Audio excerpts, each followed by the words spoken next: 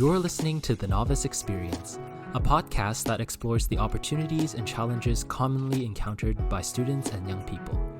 I'm Calvin Chan, and chatting with my guests, I'm going to take a deep dive into their meaningful stories, the lessons they've learned, and how they can inspire others. Let's get going. Hey everybody, welcome to another episode of the Novice Experience. Today we're taking you virtually to Silicon Valley because my friend Isaac Tsai is here. We met in elementary school, I think, and it's been more than a decade now since we first met. Isaac has a bachelor's degree in computer engineering from the University of Waterloo in Ontario, Canada. He interned for NVIDIA and Apple, and having recently graduated, he is now a display architectural engineer at Apple. Thanks for coming to the show, Isaac. Thanks for having me, Calvin. How are you doing? I'm doing very well. I'm so happy to have you on. Like I said, we've been friends for many years now. I still remember you're that sporty guy, playing volleyball and basketball, the rebounds guy. You're like the Wilt Chamberlain of our I all elementary I team. did was try to rebound the ball because it would never go in when I tried to shoot All I did was try to keep it in bounds. it. So yeah, congratulations on moving to Silicon Valley. One of our guys are there now, so I'm so happy for you. Can we start off with sort of an origin story? So a brief introduction of yourself and some of the defining moments that make up who you are today. Sure, yeah. I guess so. I was born in the Philippines, and then I moved to Vancouver, Canada, when I was in grade 4. Um, I think I met you around grade 5 or I guess grade 6 or 7 Yeah, when we were playing basketball together. yeah, Uh, and then uh, we weren't really part of the same friend groups up until grade 11 and 12 when we both got involved in student council. yeah. And uh, we were in that together for grade 12 specifically, like in deep because we were part of the executive team. Uh, and man, you and the whole team was just amazing. Uh, I was the president of student council, but I relied on you guys so much that year, and I was just so thankful for all your help, and just like people didn't really see behind the scenes, right? That we were meeting up every maybe like 3 4 times a week to organize everything, and even though I would say I took most of the credit, like credit's due for you guys, and it's due way back then, 5 years ago. It's Yeah, crazy to think it's been 5 years.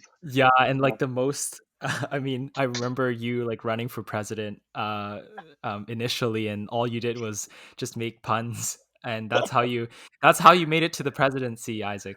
Oh You were my good at god, making puns. it was so jokes. I look back to like the campaign videos I made, and I just Yeah, like the biggest cringe moments ever. But it was a good time. I loved high school. Uh, yeah. Um, I have a segment called "Give Me Five," and it's basically a lightning round of questions. You don't have to explain or elaborate your answers, but it's a way for us to get better. So my first question is, what's your go-to comfort food? Uh, I recently learned how to make popcorn, and my dad taught me during quarantine. And he spent about maybe like 2 weeks trying to perfect this popcorn recipe, which is basically just putting kernels in a pot and the right amount of oil and having the right amount of heat. But that's what I've been making for That's like the awesome. past 6 months, just because it's one of the best snacks you can have, and I learned that also in quarantine. Well, yeah, best snacks, yeah, over quarantine. You're like probably watching Netflix and studying. Oh, sorry, yeah, you're working now, obviously. But yeah, it's probably the go-to snack for COVID. Um, who inspires you? Who inspired me, man? I think for me, I attribute my success to the fact that almost everyone in my life like inspires me, like from my family, my parents, like having that courage to move to Canada, not knowing too Hmm. many people, leaving family behind, to like all my freaking smart friends from high school and university, who I would say fairly carried me through my whole educational career. I mean, the people from high school like Sam, Max, Jack, those guys like brought me out of my comfort zone for sure. Played Right. a lot of volleyball. In university, I had basically the same experience. Was like surrounded by just the smartest guys in my class, like which really pushed me to I guess reach my potential because I was seeing them go to these crazy companies like super early on for internships, and I was like, wait a minute, like I can just ask them for help and they'll help me get there. Yeah, and I mean, It's pretty just good honestly, feeling. not just smart, but just a great group of friends, especially at our high school.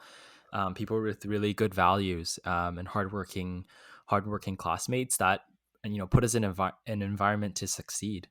So yeah, I was really grateful for that as well. If you could relive one experience in your life, what would it be? Oh gosh, I don't know. Let's see. There's Calvin. There's too many moments in life, man. You can only pick one. Uh, uh, okay.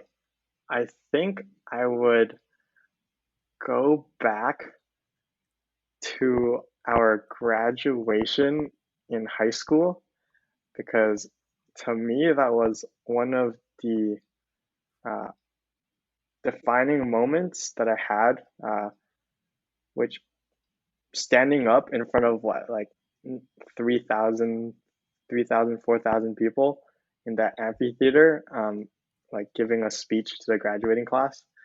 And Hmm. I just remember it was 3 weeks before I found out that I was going to make the speech. And every day of those 3 weeks, I was just sitting down trying to like make this as perfect as possible, and just getting like that those like nice claps at the end, and then like getting parents walking up to me and telling me that like it was good. It was like such a great feeling because I was able to just represent the whole class in front of like all their loved ones, the most important people in their lives, and do that. So that was very nice. I'm sure the parents like the puns. Oh yeah, that was also filled with way too many puns. Yeah, and yeah, you were class valedictorian that year, student council president, and made it to University of Waterloo. That was such a special year for you. I'm so happy for you. Definitely, I'm sure it was a defining year in general. You're an adventurer, right? You like to go out and try new experiences. What's your favorite outdoor hobby? Uh, oh, again, there's so many. I I started surfing Hmm. last year with one of my friends, Vlad, and that was amazing. But I haven't gone in a while, so I'd probably just say just hiking or just kind of exploring during night and trying to take nice star photos. Right. Yeah, you're a photographer too. Um, Last question. This is sort of related to our episode today, but what new technology will transform the future? Damn. Um, And it doesn't have to be I serious too. It could be your a wild answer. I mean, because like 20 years ago, I don't think we were looking at uh, a lot of the technology we're using today. So, Oh, for sure. I mean, being in like in the tech space, like this is giving me so much thought right. because I was just talking to my friends today, and it was like, what can we invest in now so that in like 10 years, like we can just retire, you know? Yeah, Uh, totally, totally. I think either augmented reality and virtual reality, the way Uh, we interact with the world, or um, cryptocurrency with our financial system. Interesting. Yeah, yeah, and like in general, like fintech or AI, that's going to Exactly. be Yeah. big as well. So Isaac, tell us more about what you're doing at Apple. Display architectural engineer. What does that mean? I am basically working with a bunch of really, really smart people um, to try and make the next generation displays for a bunch of Apple products. I Hmm. can't really go too deep in what I do, uh, but it's been crazy so far. And the amount of talent and like knowledge that I'm gaining just for my first 3, 4 months at work, it's been ridiculous. How are you adjusting to life from Ontario to California? Obviously, you're in different regions of the continent. Different weather, um, different lifestyle, different countries. How's it been? It's been pretty good. I would say that the West Coast is definitely the best coast. Yes. I I mean, agree. it's a bit of a bias because uh, out in the East, I didn't really do much except go to school. And whenever I'm out west, it was either uh, before university, during my breaks, or like during an internship. So my perception is quite skewed. I like being closer to home and being in the same time zone as my family. Mhm. Uh, but the move has been pretty nice. I think the biggest thing is in Waterloo, we were always moving every 4 months, whether it was school or work. So I really haven't been stationary in a place longer than 4 months. And having that permanency now where I can, buy my own furniture and like sleep on a bed for longer than one school term or one work term, it's been pretty nice. Yeah, really happy to hear you've settled down. But I want to get into that more because maybe not a lot of people know about the University of Waterloo and the fact that they're renowned for the co-op education program, which is sort of like another form of an internship. You get work experience during a study term. I want to ask, like, how has co-op and just being in the U of Waterloo environment propelled you in your field of study? Yeah, I mean, co-op and internship, they're like fairly interchangeable terms. Mhm. Waterloo definitely focuses on getting you real world experience, which Yeah. I mean, I credit it to most of why I'm here right now. Basically, how it works is uh, right from the get go, especially in, I guess, in computer engineering, and computer science, especially, uh, you start school knowing that you're about to apply for a job in uh, a week or two, like after starting school, and that job is in 4 months. So off the get go, it's a lot of pressure for everybody to fix up their resumes, but at the same time, keeping your grades uh, like good. So it's definitely a difficult path to go to just because of how much constant pressure you're in. But I mean, if you can work hard enough and if you get lucky, really, you can you can make it quite far. I've had 6 4-month internships, and every time it was just slightly better than the last in terms of taking up more work, in terms of uh, like the job responsibilities I had, the performance reviews that I get. Um, but it was definitely not just a straight path of, oh, they give you a job and then they give you good grades and then you graduate and then bam. Yeah. So how is it like being, someone with no experience? You're just a student. You have to learn you have to earn every opportunity during your work terms. Like how was it like having to earn that trust from people and having them give you opportunities? And how has that sort of transformed you and prepared you for moving to Apple now? Oh man, it was so spooky. I mean, going into A big university, spook. yeah, going to university, I had no coding experience. I think I took a coding class in school, but the teacher didn't know how to code, so we were just trying to read a textbook for the whole term. So I go into school, and the first thing you notice is that a lot of people know how to code, and right there from like off the bat, like I felt super behind and made me kind of work harder than a lot of people uh, to kind of get up to speed. And then when you actually get to your first job, you're working with like 40, 50-year-old engineers who has Yeah. been in the industry for uh like over 10 years because they have the experience to be a mentor to an intern, and you like feel really inferior. But I think you just kind of have to embrace that, and that's what a lot of people, um, a lot of my friends, anyways, kind of embrace. Yeah. The fact that you know, in exchange for their like vast knowledge and experience, like you can grind it out a few more hours uh, after work, or like just work a lot harder and maybe longer sometimes just to gain that knowledge.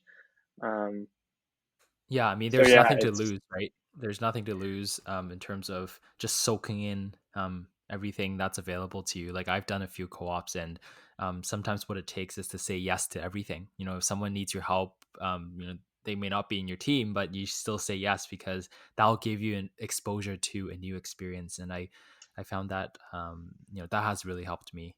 Just saying yeah, yes for to sure. everything, even if you're not maybe not as qualified for it, just say yes and learn it on the way.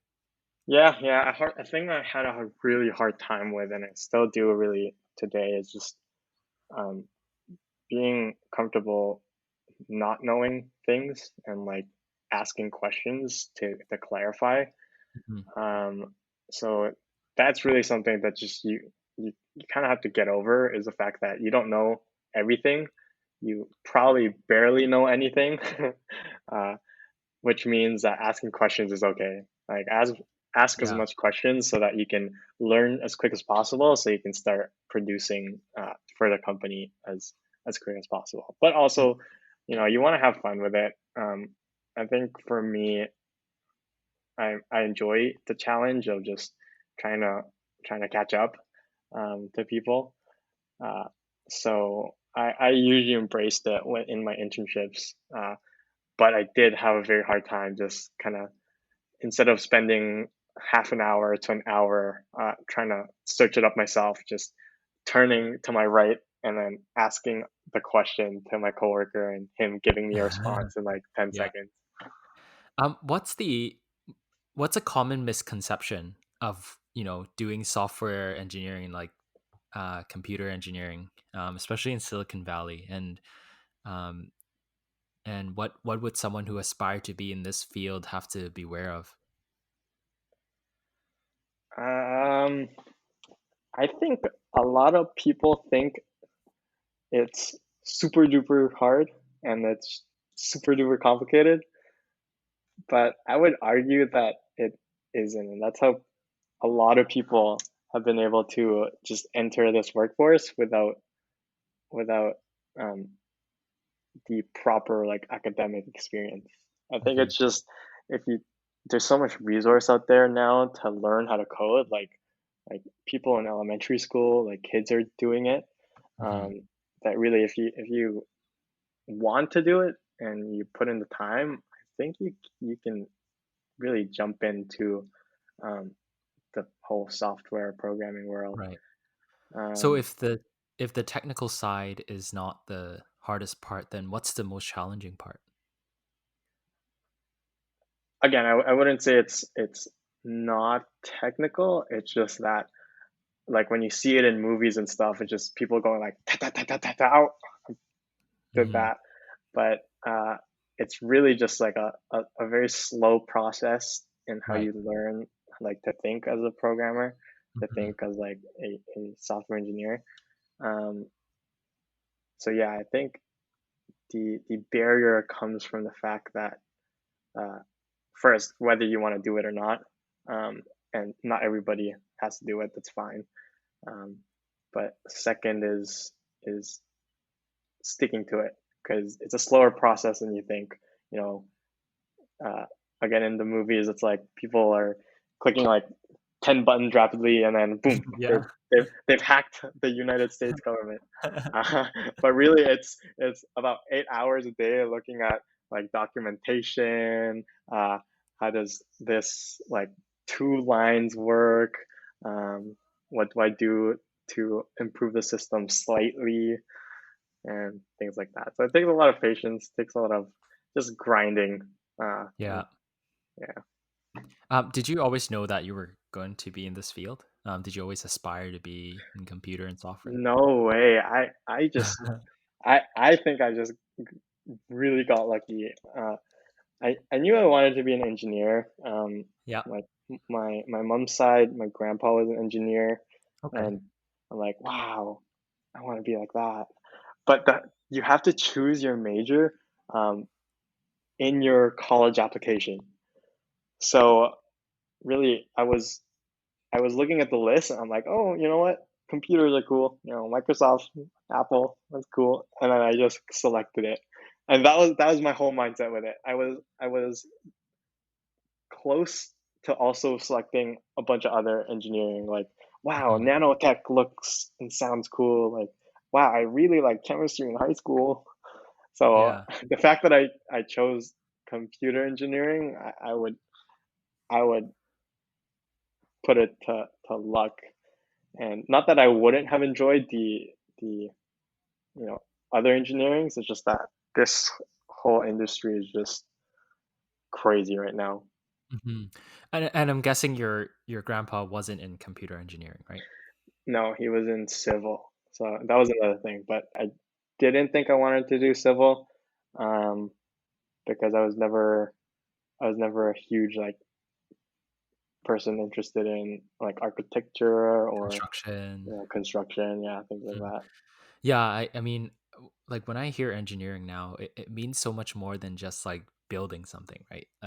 It's all about the transferable skills that you pick up. I mean, that includes like problem solving, critical thinking, and working with teams and managing the relationships with those around you. And that's like these skills are all transferable amongst like different fields of engineering. And whether or not computer engineering existed, in the old days, I think these transferable skills are also important in this field. So um, the fact that you really liked engineering really speaks to who you are as a person and your work ethic and how you work with others, I think.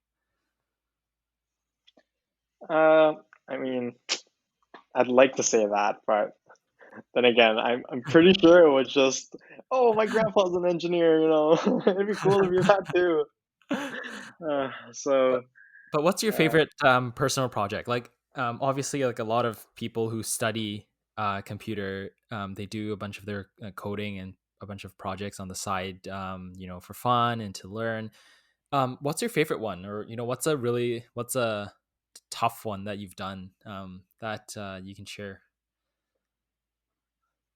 uh, I was at the very beginning of university. I joined this cool design projects team. It's a good way of just exposing yourself to just to general like development cycle, engineering cycle. Uh, and the one I joined was like a micro satellite team, and they enrolled in a competition where every 2 years you try to build like a 1 foot by half a foot by half a foot uh, satellite that has a specific tasks where uh, if it was in space, it would do something to benefit the world. Right. And basically, it was a cross Canada um, competition where uh, where if you actually win the whole competition and you go through a stringent process with actual like like space engineers, not space Right. engineers, but like astronomers and like engineers working at like the Canadian Space Agency, Hmm. um, and if you win that, you can actually get your satellite funded to be sent to space. So to me, that was the coolest thing ever. And even though I don't we were not even close to winning, the fact that we could just interact with um, other schools and other people who had that same mindset of doing this like ridiculous thing, and then talking to like the judges and like the advisors as well who are Hmm. sponsoring this, it was a pretty cool experience. Speaking of space, I was reading your LinkedIn profile bio, and it says that you're aspiring to become an embedded systems developer for space and camera technology. Oh yeah. Is that somewhere you want to head to in the future? Is that like what's next for you? Oh man, I think that's where that uh, that line sparked from the Interesting. Waterloo satellite engineering design project, but also because from that experience, actually, I managed to get an internship at a Vancouver company, uh, which uh, is a satellite company, so a satellite technology company. It's called Earthcast, Hmm. and I worked there, and again, I met just very, very smart and amazing people. Um, and my team was really cool. I still like uh, keep up with them to this day. Uh, but that was something I was thinking about doing. I mean, now I'm working on display. It's similar in it's in the sense that it's also like media technology. Um, but right now I'm content where I am, and I'm trying to learn as much as I can in as short of a time I can. Uh, to just progress, in the industry.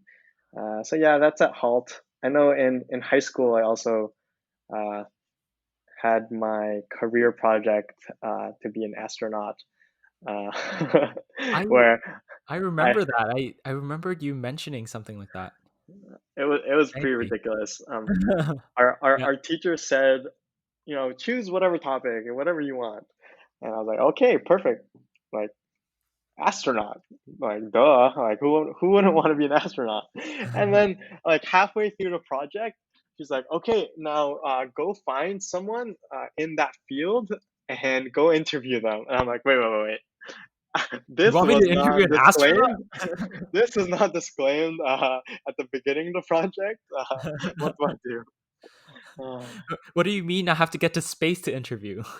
yeah, it was pretty Yeah. ridiculous. I think I ended up interviewing like a astronomer hobbyist Oh. somewhere in in Vancouver, but my goodness, that stressed me out for a good like 2 weeks. But that's what's always interesting about like our lives so far. I feel like we can always have stuff planned out, we can have our aspirations, but the different experiences really define our path. Like we can pick up different interests along the way, and we have different opportunities to seize, and we meet new people. You just sort of never know. You can write a plan for the next 10 years, and most likely it won't be exactly the same. That's why I always feel like work experiences and just saying yes to everything is such a helpful thing in terms of personal growth. Oh yeah, I completely agree with that. I mean, like I think especially in university, I really had an open mindset to almost everything, and like in terms of like meeting new people, experiencing new things. And I think it's definitely because of that. It's just knowing that like back in high school, I was influenced by my friends and it worked out well.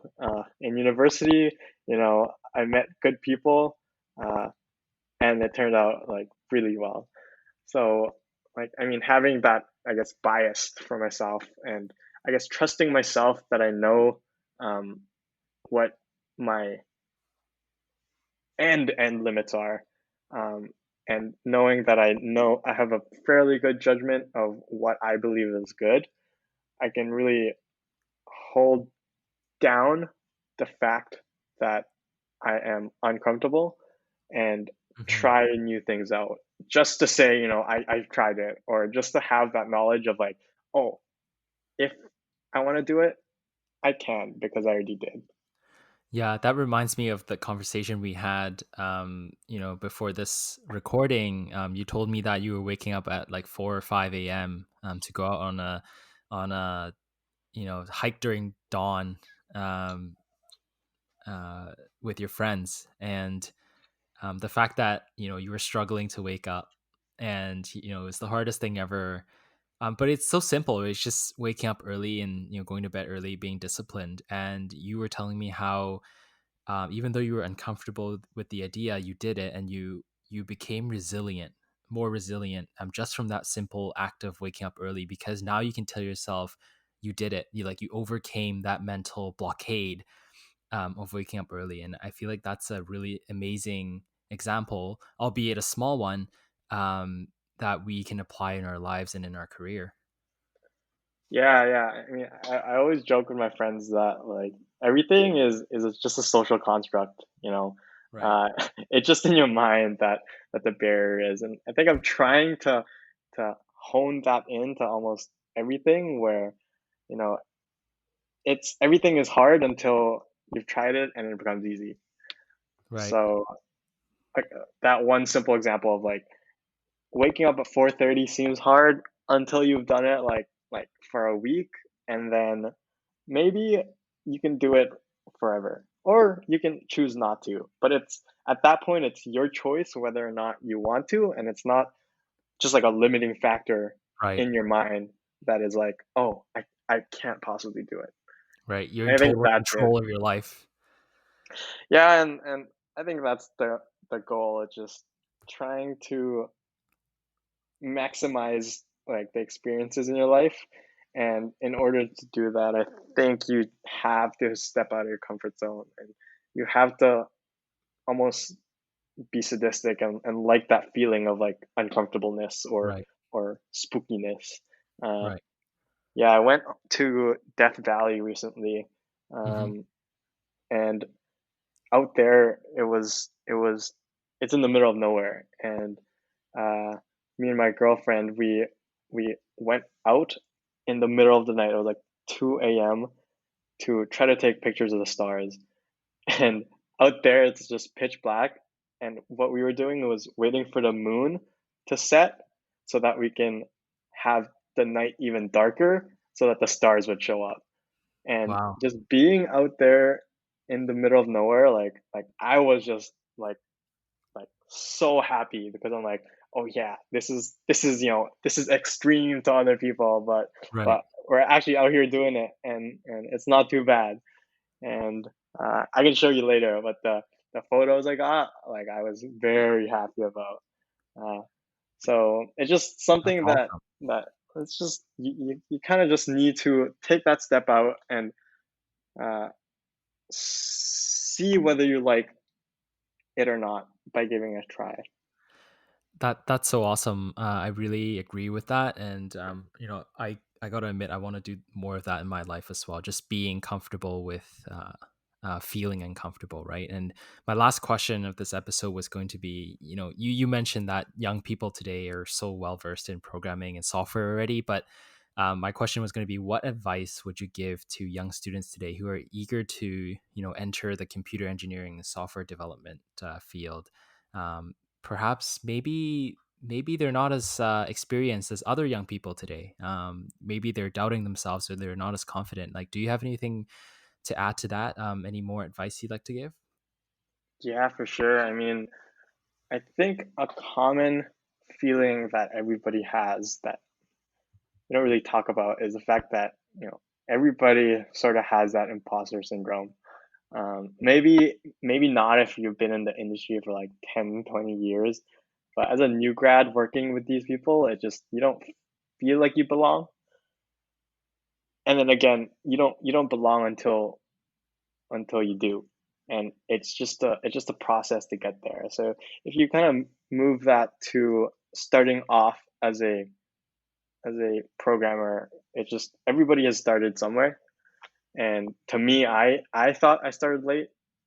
I started in the first year of university, and I had I think 4 months before I started applying to like industry jobs.